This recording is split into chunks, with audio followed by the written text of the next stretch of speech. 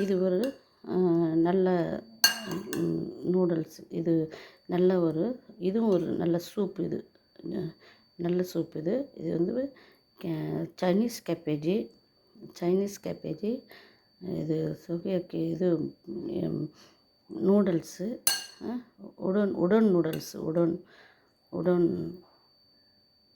யுடோன் noodles. இது வந்து இங்கே பாருங்கள், இதில் கொஞ்சோண்டு நான் எடுத்து இதில் ஆட் பண்ணிக்கிறேன். இந்த சூப்பில் எந்த நூடுல்ஸ் வேணாலும் கொஞ்சோண்டு சூப் செய்கிறீங்கன்னா ரெண்டு நூடுல்ஸு. இது ஒய் நூடுல்ஸ் கூட வெரி நூடுல்ஸ் மட்டும், அந்த பவுடர் போடாத வெரி நூடுல்ஸு. இது மாதிரி நான் பாயில் பண்ணி நான் வச்சுட்டு இதுமாரி கவரில் வச்சுட்டு அதன் பிறகு நான் தண்ணி ஆட் பண்ணி காயெல்லாம் அது பாரு, இதெல்லாம் காய் வெட்டி போட்டு பாரு, இந்த காய் இதெல்லாம் கேரட் வெட்டி போட்டு இது பாரு சைனீஸ் கேபேஜி, அது யுடோன் நூடுல்ஸு அண்டு என்ன சொல்கிறது பொட்டேட்டோ இது மாதிரி பொட்டேட்டோ வெட்டி பாயில் பண்ணி இதெல்லாம் கலந்து ஸோ நல்லா இருக்குது பாரு. Only vegetable soup. ஸோ குளிர் நாளைக்கு இதுமாரி விதவிதமாக செய்து சாப்பிடுங்க நீங்கள். இது கூட கொஞ்சோண்டு என்ன சொல்கிறது லைட்டாக மைதா கொஞ்சோண்டு எடுத்து, மைதானா கான்டெச்னா ஒரு ஸ்பூனு 1.5 ஸ்பூன் எடுத்து நல்லா ஆட் பண்ணி அதில் ஊற்றினா அதுமாரி கொஞ்சம் லைட்டாக கட்டியாகிடும். ஒயிட் ஷூ மாதிரி. இது வந்து ஒயிட் ஷூ.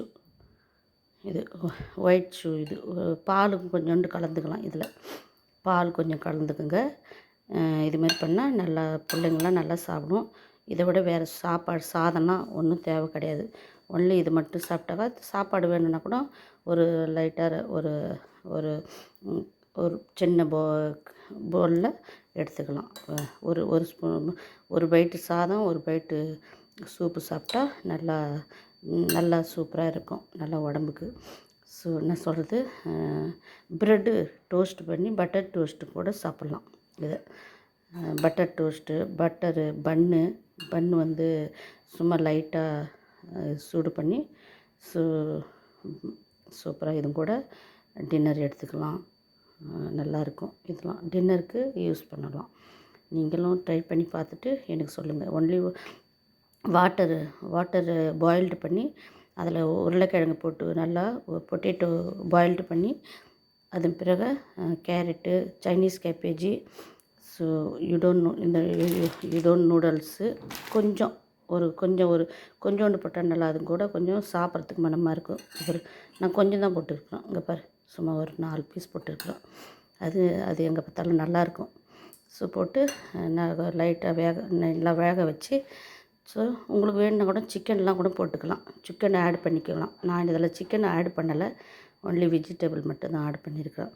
ஸோ இதில் வேணுன்னா லைட்டாக ரெண்டு சிக்கன் டியூப் கொஞ்சோண்டு சிக்கன் பாதி சிக்கன் ஒரு டியூப்னால் அதில் பாதி சிக்கன் டியூப்பு ஆட் பண்ணிக்கலாம்.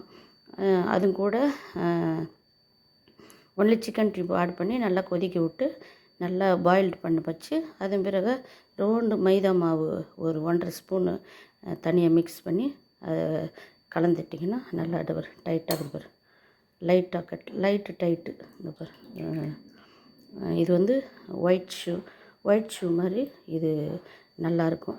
நீங்களும் ட்ரை பண்ணி பார்த்துட்டு எனக்கு கமெண்ட்டில் சொல்லுங்கள். இது வந்து ஒயிட் கலராக இது பசங்க ரொம்ப என்ஜாய் பண்ணி சாப்பிடுவாங்க இதில். ஸோ புரியுதா? இதன் கூட மில்க்கு வேணும்னா ஒரு 1/2 கப்பு மில்க்கு போட்டுக்குங்க. 1 கப்பு 1/2 கப்பு மில்க்கு போட்டுக்கினா கூட அதில் நல்லாயிருக்கும்.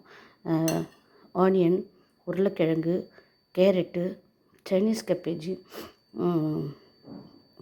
கேபேஜி.